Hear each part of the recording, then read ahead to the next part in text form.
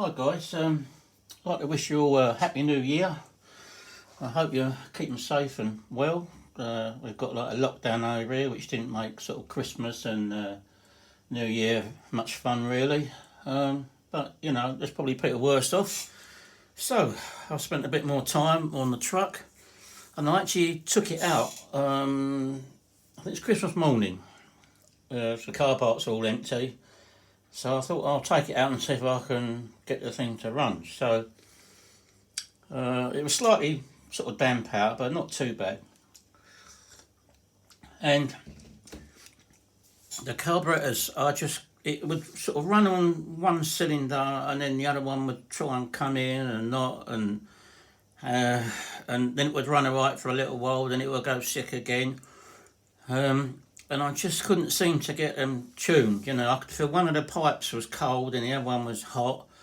So then I'm riching it up, and I wasn't sure whether it was too rich and it was kind of blowing the plug out, or it was too lean. You know, I couldn't really get with two carbs. It's really hard. But I noticed that you've only got to just tweak them carbs a little bit. Even on the bottom screw, it's like all Toyan engines, the bottom end screws seems to make a lot of difference to the high end, which is a bit strange, but there you go.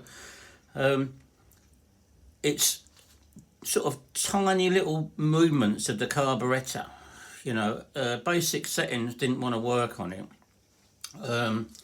But in the end, I must have run about 10 tanks through it, because the tank will only last for like, I think it was 2 minutes, I think, my best run. It just drinks fuel like you wouldn't believe. And that's probably because it's not tuned right. I think you can get it better than that. But I did notice towards the end, it was kind of running a lot better. And it was starting to kind of, you know, be quite reliable. Now you can always hear when it's on 2 cylinders, because it's got a lovely sound, and you know, it's got quite a bit of power. Now, as you can see, I've made twin carburetors for the engine. They're just like a copy of something I sort of see on the internet, and I put them on with little bits of silicone. Excuse me as my heater come on, it's quite cold. So yeah, so I've made these 2 air filters, and I couldn't get it to run with the square one. It didn't seem to like running on one filter, but when I looked at the other filters you get on cars, on radio controlled cars, they kind of have a little air gap behind, and then they have the foam further up, so the foam is not straight onto the sort of carburettor, onto the intake. There's a little air gap. So that's what I've done. I've sort of recessed these out, and I've made like a little bit for these foams to sit in, and it ran okay on there. You know, it ran good. I'm hoping to get out tomorrow and give it another go, because I've done some big changes on the car since last time.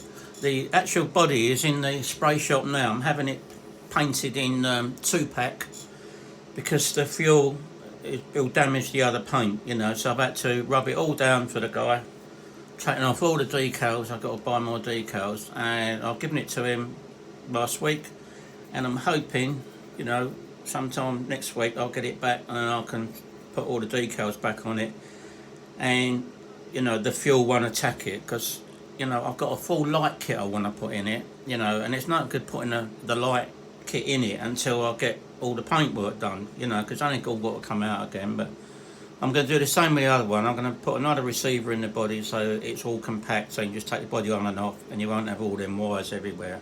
Now, I bought one of these grills. I'm sure you've seen them.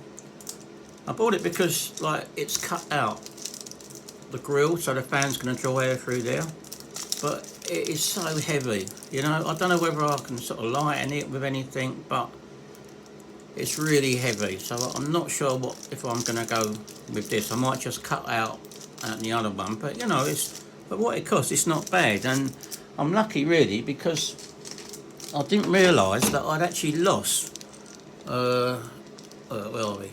I actually lost one of these little front light lenses. I was watching the videos and I thought it's not there, and I traced it back, and I think it was when I was cutting the body out that it disappeared. So at least I've got another set come with this, so I'm quite happy with that. But whether I'm going to use that, you know, it is very, very, very heavy, and the truck's heavy enough, you know, believe you me. So what else I've been doing is it was getting very oily, you know, it was leaking out and making such a mess. So I've had to admit defeat with the clamps that went on here.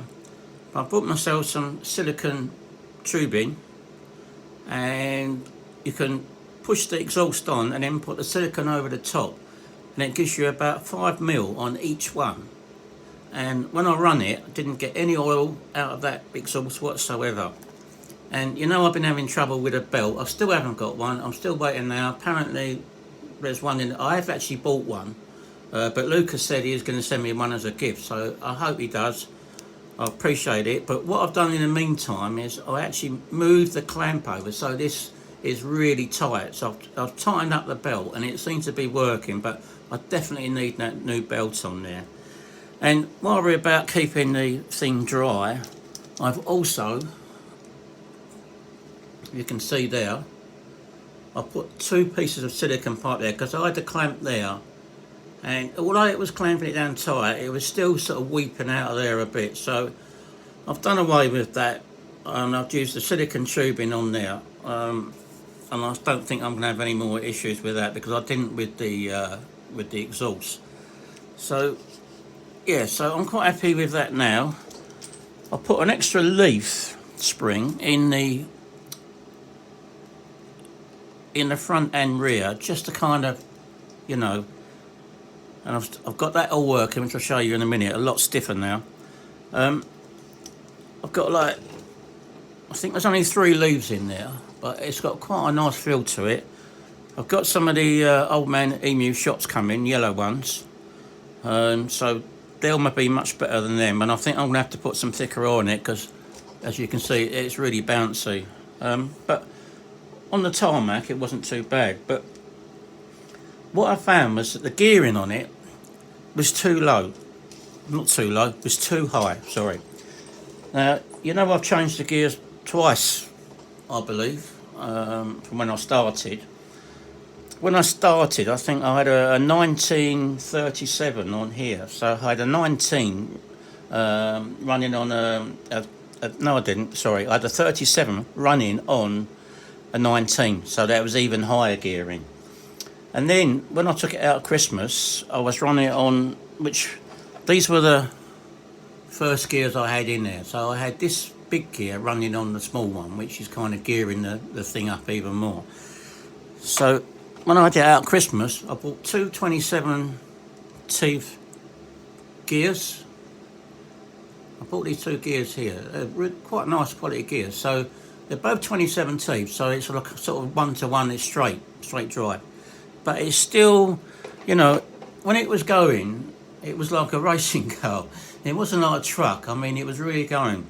And when it popped into second gear, it would like bog the truck down. It would misfire. It would bog it down for about 2 or 3 yards, and then, my God, it would take off again, and it was just building up, and it was city speed. You know, it was it was quite scary, but it's too fast, you know, for what the sort of truck it is. It's not a climber or anything like that. I don't want it sort of slow. I've got me 6-wheel truck there, as you can see. The old girl there is a fantastic climber.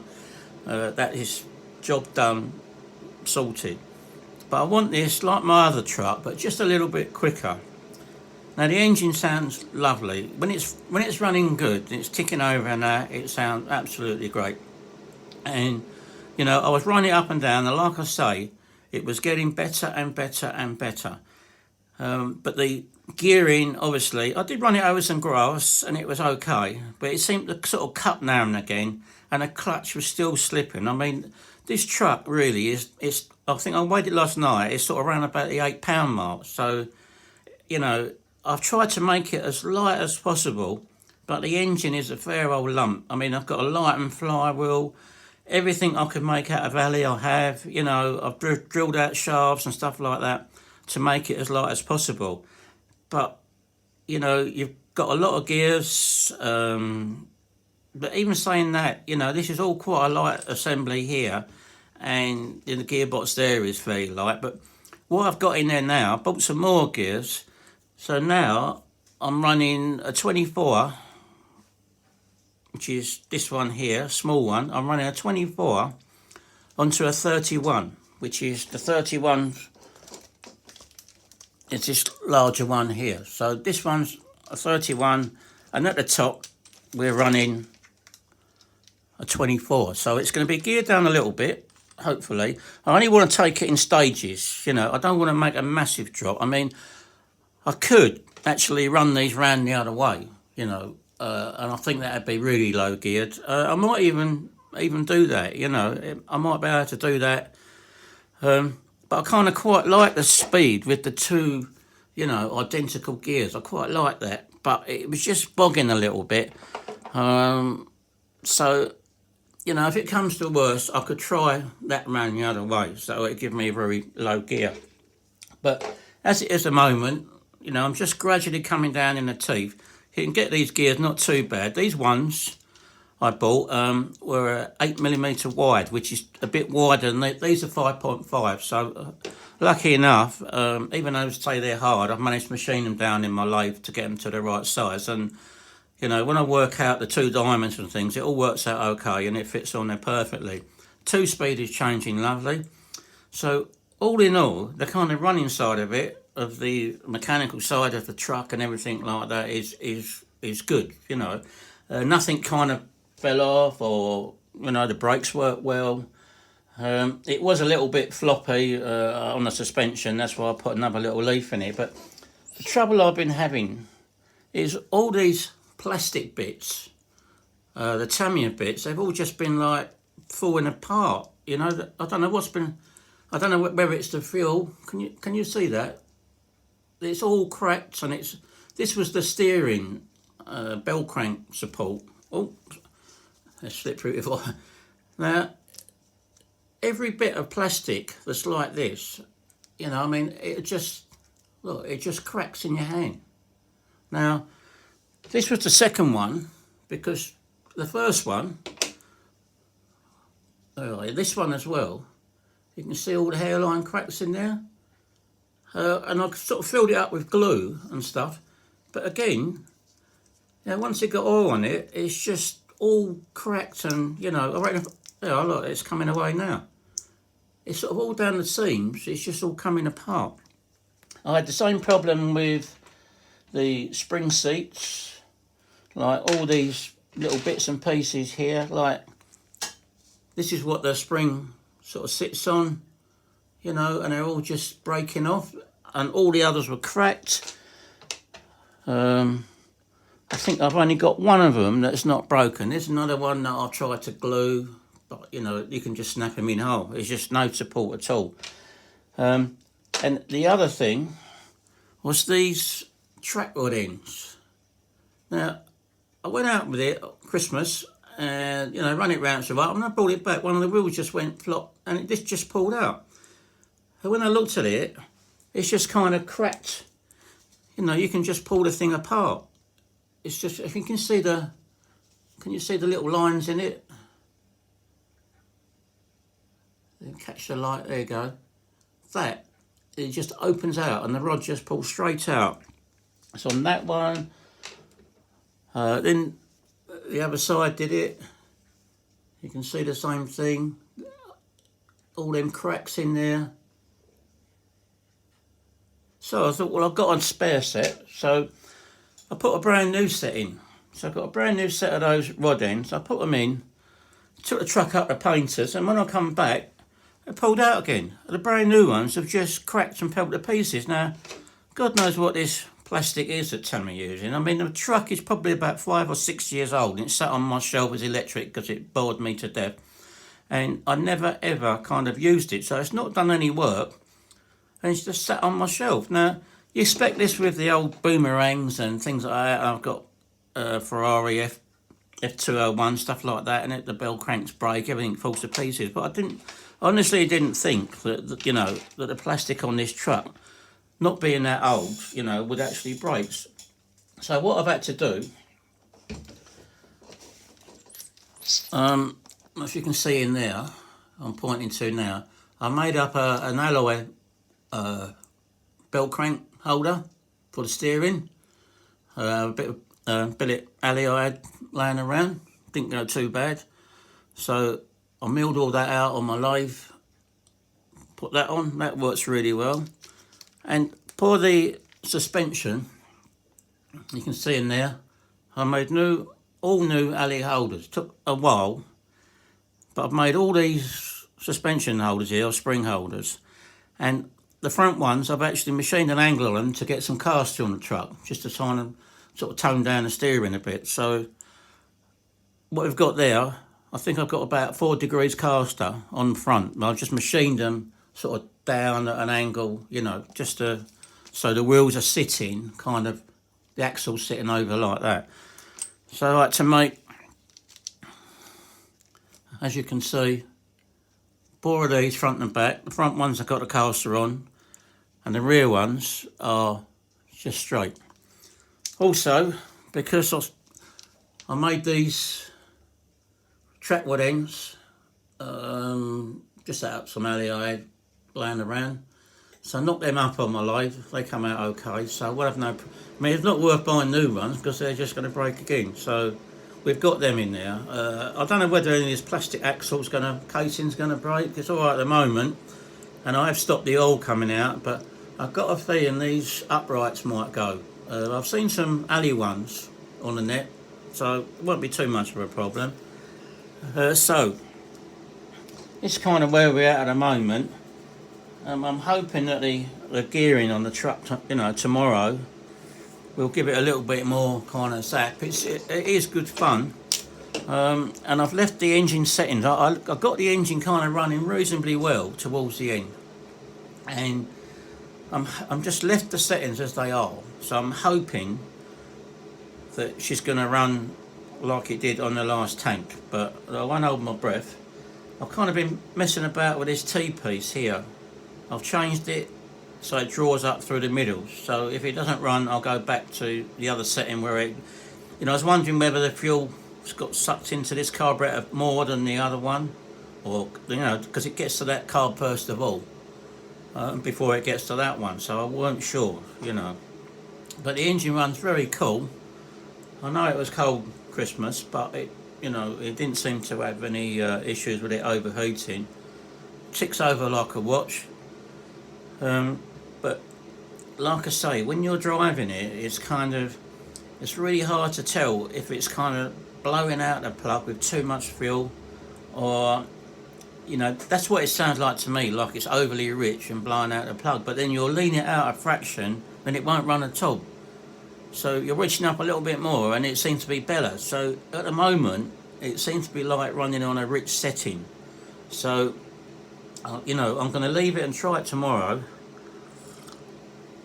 I think it's going to be better, but I've still got a feeling it might want to go a little bit lower. But if I can get it to drop into second gear and then pull away again quite hard, it'll be good. But like I said, it was going into second and then it was just sort of bogged down a little while, and all of a sudden it just took off. I just want a more smooth, you know, transition. I mean, there's plenty of these gears on the net. I can play around with this ratio and it's so easy to do. It's just like 3 screws. I can take it off, pop the new ones on, job's done. You know, I don't have to change any of the 2-speed, that's all set. You know, maybe I could run a smaller wheel, I don't know. I mean, these wheels and tyres, I bought these for the other truck, my black Toyan, and because I'd had them before and they were really good, but when I got these, they were like extra soft, you know, and I didn't really sort of like it. I didn't think it was good on the other Toyan single cylinder truck. So I took them off and I sort of put them on here because it was electric. But the other set I've got are more firm. They're better suited really, whereas these are very, very soft, like a rock climbing tyre, and this is what this truck's not all about. So I'm looking round for another set of tyres. I kind of like the setup this size wheel, but I'm not sure. I've got the original wheels which will gear it down because they're quite small. If you know, like the Hilifts are quite small. So that's another option I can do, but I've got quite a lot of ground clearance there. I'm really happy with the angle, the drive shafts. You know, they're nice. They're not got too severe, angle on them, which I don't like. It's all kind of pretty standard stuff. And like I say, I've got some more shops coming because it's so, I mean, I only took it off road. It wasn't too bad on the grass, but I've got to look into the shocks. And as you can see here, look, this front was painted black because it was silver, and I painted it black, and the fuel was just taking that off, straight away. So if I left the body as it was, any sort of splashes, and we'd be in trouble, I mean, I'm looking at these uprights on here now, whether I can see any cracks or anything, but like I say, making these new spring holders, it's taken a load of play out of this front end, because you remember how floppy that was. Look, it's actually moving the chassis before it actually moves the springs, and even the track rod ends have kind of stiffened it up no end, but this is 100 times better. It's still quite, it's got a good articulation, but like I say, I'm not really, I want it as quite a fast sort of truck, not a climbing sort of thing. Exhausts work perfectly. They are a bit loud, which I can't understand because it's quite a small diameter into there. And the other thing, there's not a lot of room to put a silencer in there. The only place I could put a silencer is maybe where the ESC is there, and the battery goes in there. But maybe I could put something in there, because if I get a silencer in there, I can try and pressure feed the tank, because I haven't done that yet, because I can't find anywhere to actually put a pipe into the exhaust. So I'm not sure what we're going to do with that yet. I might just try a nipple on there, but I don't want it to get that negative air pressure, and sort of like, I've had that problem before where it doesn't work, it makes things worse. So this carbon plate, that's bolted to the chassis. The bracket is bolted, the exhaust bracket is bolted to that, so that's really solid. All the electronics are in here, everything's in there, it all works 100%. I've got one Toyan glow igniter, and I'm running 2 plugs off it. There's no problem whatsoever, no problem. So if you guys out there want to build one of these, and you're trying to keep the radio, I mean, all my radio is in this little box. There's relays, switches, and God knows what else in there. You can run a Toyan igniter with 2 plugs, and you can adjust the glow. There's a little pot with a little screw on the top, and you can, measure the voltage, and you can screw that in and out to get them just right. But, I've not had any problems at all with, the radio in here. And I've actually taken off, this is a Spectrum receiver, and I've taken off the satellite receiver because it took up more room. So, I've got all electronics and the wires all covered in heat shrink and everything. That's not tape, that's all heat shrink. Just so you don't see a bundle of wires. All you see is this one here when you plug it in. Now, obviously with these trucks, you have to screw the body on and off. It doesn't hold on with body clips. I've made a bracket at the front, if you can see this little bracket here, and I've got a metal plate that goes in the front of the grille, so it's really strong. It's not on the plastic. With the body shell itself, like I say, it's off to the painters because I want to put the lights in, but you don't have to keep taking the body on and off. So what I was going to say was I've got to have to make a switch that goes somewhere. I can't get it in here because there's no room, but I'm going to have to put a switch somewhere or another plug so I can unplug it, and still charge it up, because I don't really want to take the body on and off all the time. It's alright if you want to charge it up, but when you're out, you want to just switch it on and go. Say take the body on, plugging all the wires in, and then screwing all the body on. So that's the other little thing at the moment. If I go out tomorrow and it runs really well, that's what I'll be planning next, is to get the switch or something on there to mount that on. Now, I did move the bumper different. I've made a little plate up and I've dropped the bumper down because it was sticking miles out the back. I didn't like that, so I put that in. So really, you know, the springing seems to be working quite nice. The dampers will transform it. I know it will.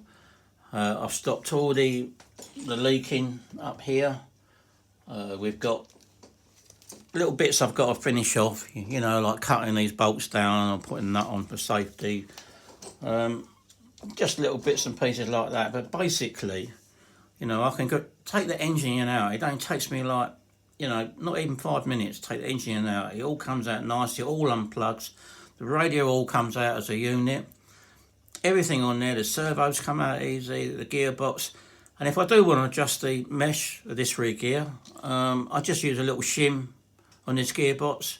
You know, it only has to move up and down very, very small amount, you know. And, you know, I measure this gear ratio out so that whenever I put the gears on, they mesh perfectly. And this, you know, it is beautiful, absolutely lovely mesh. No play in it, but smooth as you like. So I'm going to wrap this one up, guys. Hopefully when you see it next, it might have some lights on. And the body on. I mean, it's going to take me a while to redo the body because there's lots of... I've got to try and find another Toyota decal to go on the back. So I can't remember where I bought the other one. I'm not going to paint it on. If any of you guys out there know where I can get one to go on the tailgate, I can't remember what I got one for, but it's black Toyota, and it was exactly the same size as the letters, and you just stuck it on and it looked amazing. It's going to be finished in white again. I want to keep it like... I mean, the other body was actually sprayed in a proper Toyota white. I don't know what I'm going to get this time. You know, the guy in the spray shop, mate of mine, just said he got some white. I'm going to do it white. So that's going to be it. As long as the fuel don't take the paint off. Because, you know, this fuel is like lethal. You've seen what it's done to the plastics. I mean, with the clone, all the diffs and stuff like that, it's all metal. But on Tamiya... you know, it's plastic, so I'm thinking to myself, what is better? Is it the clone or is it kind of the Tamiya? The Tamiya costs a lot more money, but again, electric, I suppose it'd be alright, but some of these parts are broken with no fuel on them, so I really don't know. And, you know, when I did drive it years ago, it was only very gently. It's not had a lot of use. So anyway, guys, I'm going to wrap this one up. Like I say, Happy New Year. Keep safe and well, and I'll see you in the next video. Cheers, guys.